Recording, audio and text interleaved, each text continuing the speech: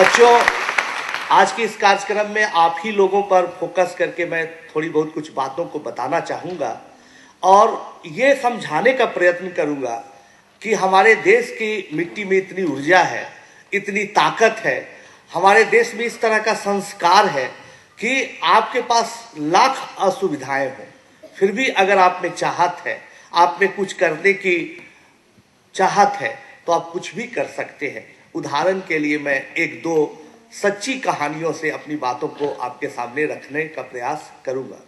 आप देखिए, एक स्कूल है, आप लोग इस मामले में बहुत सौभाग्यशाली हैं बच्चे कि आप विद्या भारती के स्कूल में पढ़ते हैं, उनके विद्यालय में पढ़ते हैं, जहां न सिर्फ पढ़ाई ही है बल्कि अंतर्राष्ट्रीय स्तर पर क्या बदलाव आ रहे हैं इसको नजर में रखते हुए लोग पढ़ाने का प्रयास करते हैं और साथ साथ एक संस्कार देके सफल इंसान बने और साथ साथ बच्चे अच्छे इंसान बने, इसका ख्याल रखा जाता है।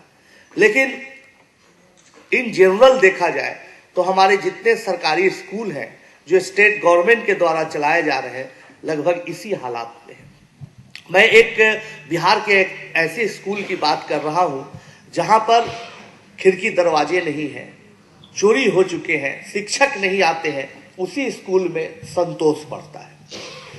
संतोष के माता पिता मजदूरी करते हैं खेतों में, माँ भी धान की रोपनी करती है, पिताजी भी कुछ काम करते हैं और संतोष भी शाम को सब्जी बेचता है। लेकिन उसके मन में ये भावना है कि मुझे पढ़ाई करनी है।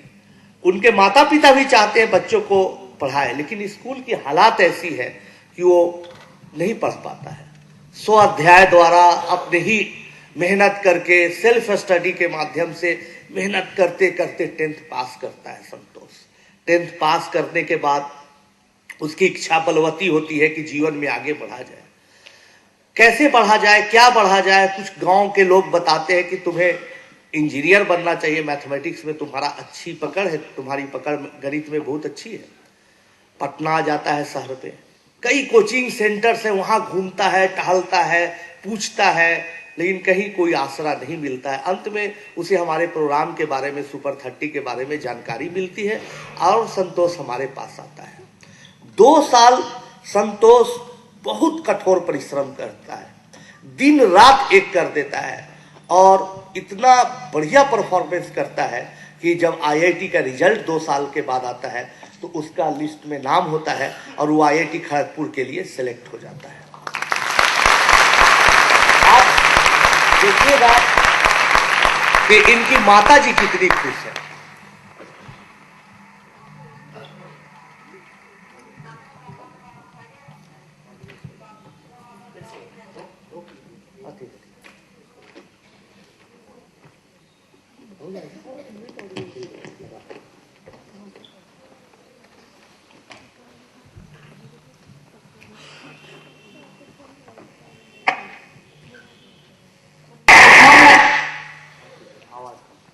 सफल हुआ।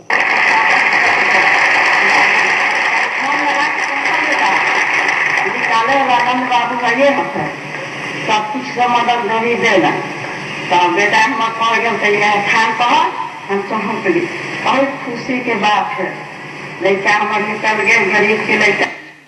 तो जब संतोष की कहानी यही खत्म नहीं होती है, बेचारा इंग्लिश ठीक से नहीं बोल पाता है, गांव के स्कूल से पढ़ा हुआ है, लेकिन आईआईटी में भी जाकर मेहनत करता है। हम लोग उसको सिखाते हैं कि कभी भी मेहनत नहीं छोड़ो, मेहनत ही तुम्हें ऊंचाई तक ले जाएगा। मेहनत करते करते करते करते वो कुछ ऐसा मॉडल बनाता है साइंटिफिक कि उसकी चर्चा अमेरिका में होती है, जापान में होती है और उस पर एक आप देखिएगा कि एक आर्टिकल लिखा गया बिजनेस वीक में, जो अमेरिका का सबसे ज्यादा बिकने वाला मैगजीन है, कि एक कैसे गरीब का बच्चा, गांव में मजदूरी करने वाला का बच्चा खुद खेतों में काम करते हुए पढ़कर इतना अच्छा मॉडल बनाया और आईआईटी खड़गपुर में सभी लोगों का ध्यान खींचा। आज के तारीख में संतोष पढ़ते पढ़ते इस जगह पर पहुंच गया। देखिए, आपको बहुत खुशी होगी। संतोष आज यूरोप में, बेल्जियम में एक प्रोफेसर है। सबसे बाएं साइड आप देख लीजिए, तो एक बच्चा जो है मेहनत के बल पर, अपने इच्छा शक्ति के बल पर चीजों को इस तरह से बदल सकता है। अनुपम की भी कहानी इस तरह से है। अनुपम के पिताजी ऑटो चलाते हैं। पटना से बगल में पटना सिटी एक छोटी सी जगह है, उसके गलियों में इनका परिवार रहता है, झुग्गी झोपड़ी में परिवार रहता है, स्लम इलाके में रहता है। अपना ऑटो भी नहीं है, भाड़े पर लेकर चलाते हैं, शाम को लौटा देते हैं। भरपेट भोजन जिस दिन नसीब हो जाए बहुत बड़ी बात। लेकिन अनुपम के माता पिता भी चाहते हैं कि मेरा बेटा पढ़े, पढ़ाई ही इसकी जिंदगी बदलेगा। ठीक उसी तरह से संतोष की तरह अनुपम 10th पास करने के बाद हमारे पास आता है। उनकी माँ बोलती है कि इसको रख लीजिए सुपर 30 में। टेस्ट में हम लोग एक टेस्ट लेते हैं, बच्चों छोटा सा देखते, टेस्ट में कोई उसका परफॉर्मेंस अच्छा नहीं है। उनकी माँ हमारी माँ से बोलती है कि बहन जी इसको रख लीजिए, कुछ भी नहीं करेगा, क्लर्क बन जाएगा, कुछ तो विद्या का एक मूल्य है, विद्या का एक ताकत है, इसको कुछ तो होगा फायदा, हम लोग इसको रख लेते हैं। ये भी 2 साल मेहनत करता है। IIT खड़गपुर में इसका दाखिला होता है। बीच बीच में इतनी गरीबी थी कि पिताजी को जाके साथ देता था, ऑटो चलाता था, छुट्टियों में कुछ ऐसा हो जाए, पिताजी बीमार पड़ जाते थे, लेकिन हारा नहीं। IIT किया, उसके बाद IIM किया। अभी 33 लाख रुपया पर सालाना के हिसाब से अभी ये नौकरी कर रहा है। अनूप की भी कहानी इसी तरह की है। अनूप एक बहुत गरीब घर का बच्चा, नक्सल इलाका, वहां नक्सलियों का काफी कहर, आतंक, कोई काम नहीं कर पाए, गरीबी भी उसी तरह से। इनके पिताजी मजदूरी करते थे। बरसात का महीना खत्म हो चुका था, धान की रोपनी खत्म हो चुकी थी, घर में खाने को कुछ था नहीं क्योंकि मजदूरी मिली नहीं थी बहुत दिनों से। अब रो रहा था, अनूप छोटा था, माँ खाना दे दो, खाना दे दो। बच्चों आप सोचिए कि एक माँ पर क्या बीतता है जब वो बच्चा रो रहा हो कि खाना दे दो और उसके घर में खाना नहीं।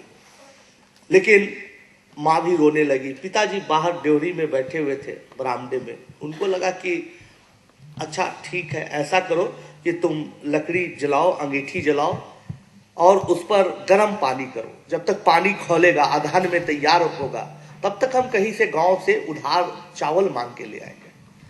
तब लोगों ने कहा कि भाई, उनको लगा कि भाई चावल भी कोई देगा या नहीं, दुकानदार भी देना बंद कर दिया। अनूप की माँ ने अंगीठी जला दी, पानी गर्म होने लगा, धीरे धीरे पानी खौला, पानी खौल के फिर ठंडा भी हो गया।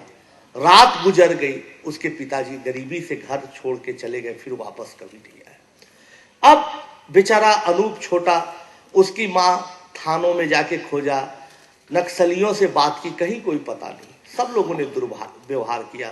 थानेदार ने बोला, रे कहीं शराब पी के गिर गया होगा तेरा पति। उन्होंने बोला, भाई आज तक तो हमारे पति शराब छूते भी नहीं थे। खैर, लेकिन इनकी माँ हिम्मत नहीं हारी। उसी समय GT रोड का निर्माण चल रहा था, पुनर्निर्माण बोले, उस पर जाके काम करने लगी, मजदूरी करने लगी और बेटे को कहे तू पढ़। बेटा 7 किलोमीटर डेली पैदल जाता था पढ़ने, हाई स्कूल, और पैदल आता था। पढ़ते पढ़ते 10th पास करता है, अपना जिले का टॉपर होता है बिहार बोर्ड से। और फिर उसकी इच्छा होती है कि अच्छा अब आगे पढ़ाई के लिए पटना आना है। पटना में बड़े बड़े कोचिंग सेंटर्स, कोई उसको आसरा नहीं देते हैं। तो अंत में हमारे honourable chief minister Nitish Kumar ji के यहाँ चला जाता है। नीतीश कुमार जी हर मंडे को एक लगाते हैं जनता दरबार। वहां जाने पर पता चलता है यहाँ तो कोई सुविधा नहीं मिलती है, उनके पास कोई ऐसा प्रावधान नहीं है कि इस तरह के बच्चों को पढ़ाया जाए। बेचारा अनूप हताश निराश हो जाता है। वहीं बैठे एक अधिकारी ने उनको बताया, उन लोगों को, कि जाइए आनंद कुमार से आप संपर्क करिए, ये नंबर है, ऐसा ऐसा। आज भी याद है बच्चों, जब ये दोनों आए थे, माँ और इनके बच्चे अनूप, तो माता जी के पैरों में चप्पल नहीं था।